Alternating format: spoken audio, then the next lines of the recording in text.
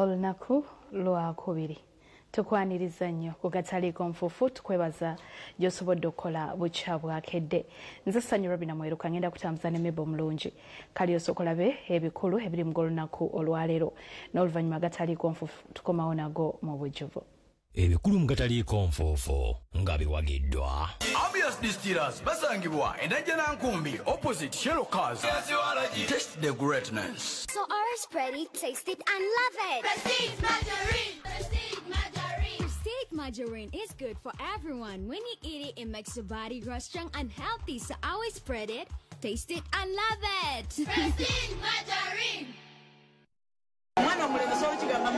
Abaana bakalidde mu nnyaabwe eyaleese omusajja mu nju nga kitaabwe yaakafa ne bamubuulira lwaki otuswazanga n'olumbe terunayabizibwa. Tasobola kubeera na musajja mu makaga.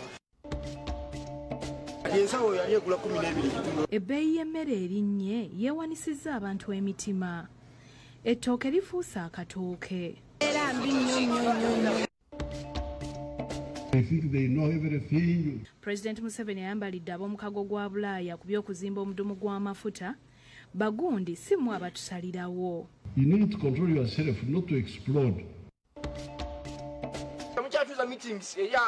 Abatuuze balumiriza defense mu lukiiko lw'ekyalo. Abamenyi b'amateeka enjaga baginywera wuwo. Kyawo tunaabeera tutya ne security.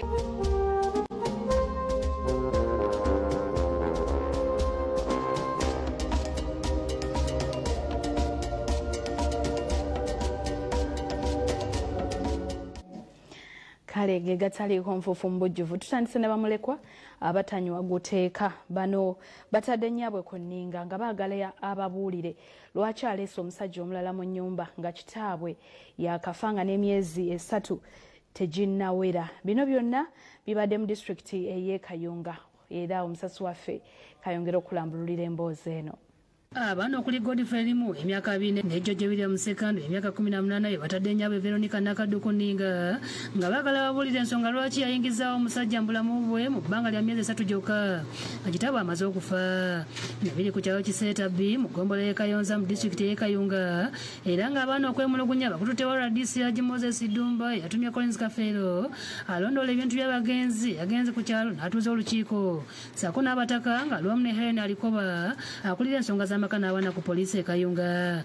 Ekisinga okuluma abaana bano kwe kuba ng'olumbe lwa kitaabwe lwali terunayabizibwa nga nnyaabwe Nakadde yayingizaawo dda omusajja maka g'omugenzi ekibaviiriddeko okutandika okubuusabuusa ekyatta kitaabwe. Kitaffe yaakafa January 25. Essanyu lyo n'oyaani baawo. Ffe essanyu lyo teritukwata kuba liri ssanyu lyo na baawo. Ffe essanyu lyaffe lyali ya kitaffe lyakola ki?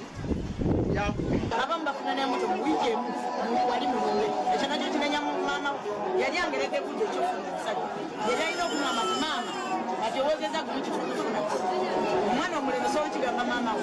Maama akubyewo ebigambo ebibawaza amatu wano mu Buganda bw'alabudde batabani be okomya okumububira nga bwe wabaawo okubawombya mwegwanyiza ayogera muwase. Bakubira badde bagenda kumupasa ekika kyangamba nandikibuulidde olina ngamba kiwanyinoonyeza mu kika omusajja mulala mu maali ya kitabu muganda waabwe wenajofuna ngamba nja kumalayo kika era bibaluma ababekika bibaluma era bebakumye mu baana. Nakadde akolimidde batabani be olw'okumuwemula n'okumwanika mu bantu nga we yafunye omusajja nga gy'obeera nti kive namwandu okuddamu okufuna omusajja amubudaabuda. Omwana w'emyaka 2 nayogera ku nnyoko pooti era lwaki bampegula mu bantu nasasafuna omusajja n'obuli oliwo ekikangaga mwanditugambye ng'otusiza nti oba ndi muwala waabwe wenajja mukikana kamwanyina. Abaana balayidde nti okufana obutanyaguwa si bakukkiriza nnyaabwe n'omusajja ono okwegazanyiza amaka ga kitaabwe ng'ezaana eddagala obuliri era nga bajja kumusiguukululamu.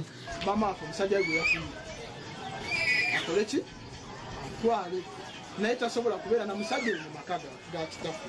Kufumbirwa simugaana kuba alina eddembe ly'okufumbirwa naye ekintu ekibi ennyo tetumwagala muleete ki mu maka gaffe ye kyagamba ayagala muleeta mu maka gaffe mpaka.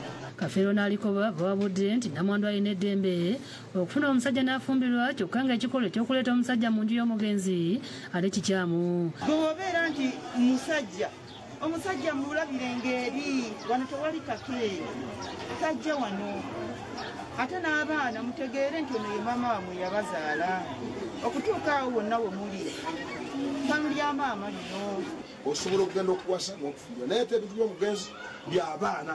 Kituufu yafuna omusajja era yakyala naye omusajja ali mu bulambulukufu yagamba ye tasobola kuyingira maka gano. Kyokka abantu babudde ku kiteekeddwa okolebwa nti abaana bano balina okwetondera nnyaabwe ate batandika okumuwa ekitiibwa.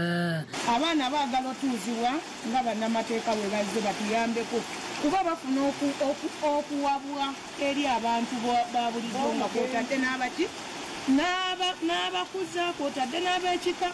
Okuva mu buto bwabwe tebalina katiibwa kebawa kitaabwe yadde maama waabwe.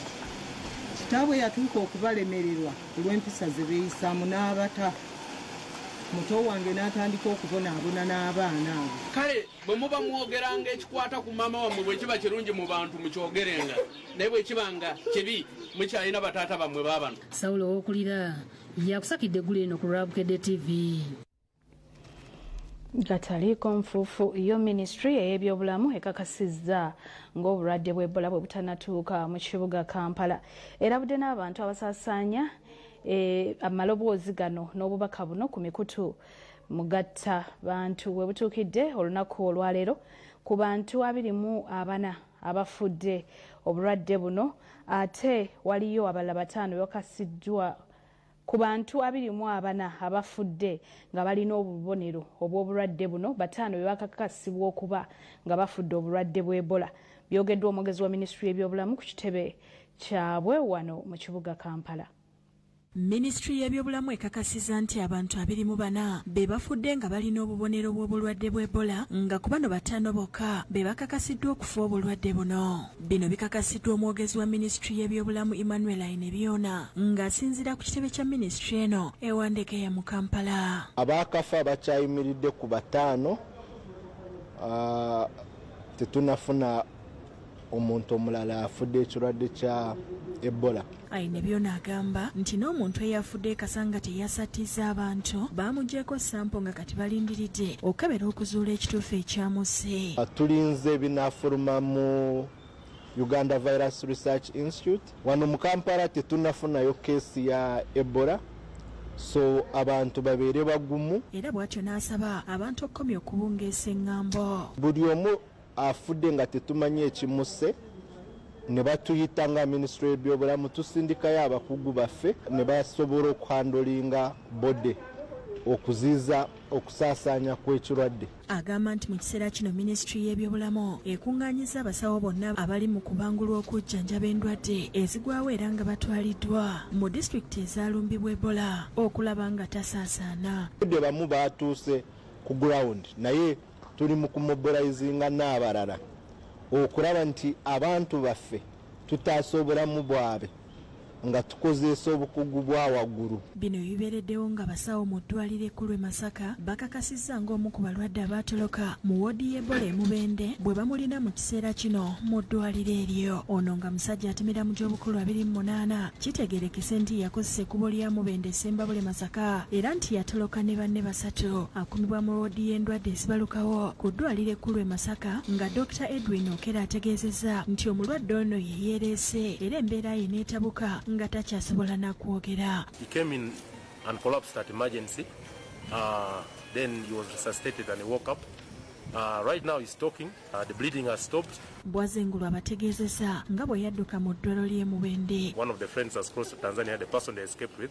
Then one stopped at Bunga. Agamba nti omulwadde ono alina obubonero bwonna obw'Ebola era n'akubiriza abantu okubeera obulindaala. You need to wash your hands whenever you're touching people. If you're handling anything, greeting of people also should a little bit stop. Mu ddwaliro lino embeera ebadde ya bwerende nga n'ekisenga watuukirwa abayi kibadde kiri mu kulongoosebwa. Yamyuka radisi w'e Mubende Birungi Abubeka atongoza akakiiko akagenda okulwanyisa Ebola mu ggombola y'e Madudu ne Kiyone. Ab'eggombolola n'ab'emiruka nga mulimu abasawo nga mulimu poliisi nga mulimu abakulembeze okulwanyisa obulwadde buno. Alabudde n'abantu okwewala banneeko ng'agamba nti bayinza okugendayo okugula essanyu ne bavaayo ne Ebola. Essente zammwe musooke mukole ki? Muzitereke mu nsawo mukwatire waka. Amyuka akulira abakozi ba gavumenti e Mubende Sali Edson n'amyuka ssentebe wa eyaleese ey'okutaano Besigye Kereni mu lukiiko luno basomesezza abantu ku ngeri ey'okwekuuma obulwadde buno. Buli bwakukubira simu mweyo nzija ku kyalo mugambe tufagira ng'obeerayo. Awo ne baganda bange ababooda abatambula tugezeeko nnyo okwegendeeza baani be tuvuga. Obulwadde buno buzibu nnyo okuba butannyo naye ate bwangu okuba nga bulwanyisibwa. Okuva e Kasanda abatwala ebyobulamu batambula nju ku nju nga bakunga n'okusomesa abantu ku bulwadde bwa Ebola. Ne ministry etuyambye netuwayo emmotoka gye bayita vaani eno eya firimu vaani egenda ng'ebuulira abantu Ebola kiki era tuyinza kumwewala tutya. Balabudde n'abawakanya obulwadde buno nga baliyita eddogo nga Dr. Lawrence Sentamo atwala ebyobulamu ku disitulikiti eno bw'alambulula. Bwe batukoze bubi nnyo wadde gye bali naye ffe tetunabeera nabo nnyo wano Kasanda naye mbiwulira nti baddeko e Mubende naye tebibulamu. Mu ttawuni y'e Kikandwa batambudde edduuka ku dduuka nga boogerezeganya n'abasuubuzi. Kale gataliko nfufu kwokere TV1 gw'oli mu kulaba tuwumulamu katono tudde n'ekitundu ekyokubiri ne Bukedde yafulumye dda alimu amawulire mangi Mozaata engeri ku Luthum jakanyiza ne mujjawe ne bagabana emmaali Bukedde bakuletedde eggulire eriva mu ddwaniro. Putin akaaye ku badduka mu Russia awadde ebiragiro okutayiza abaganye okuyingira olutalo ebya Museveni ku mudumu ogw'amafuta nabyo Bukedde abikuletedde ya ssente tabuzeemu nusu lukumi zokka ku olufunira olupapula oluganzi. Tuwumulamu katono mugataliiko nfufu tudda n'ekitundu ekyokubiri mulimu gano.